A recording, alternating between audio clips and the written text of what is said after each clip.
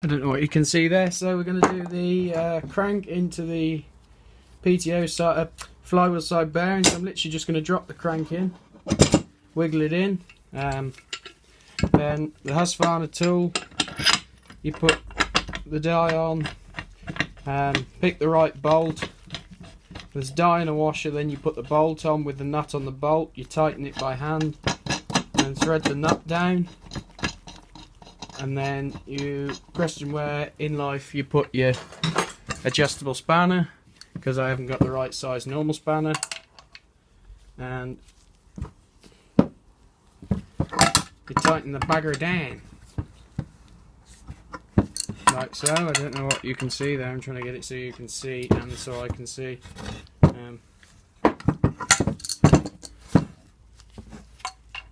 And yeah, I'm holding the crank still. You got to sort of hold the case still.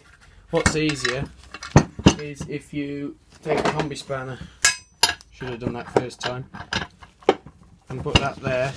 Then you can hold the con rod, push the case to the table, and wind it like that.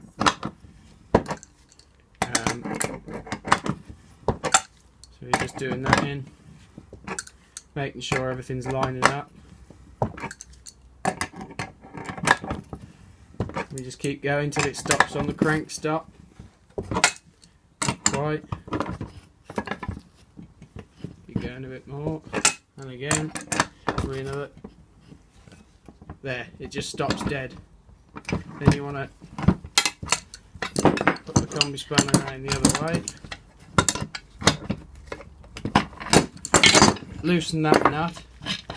Spin it all the way off. And then spin the bolt off as well, because we only did it hand tight. Job done.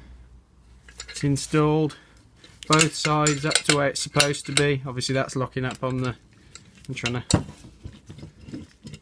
all in, ready to go. Obviously that's a bit noisy because it's a brand new bearing and it's dry, so that's it.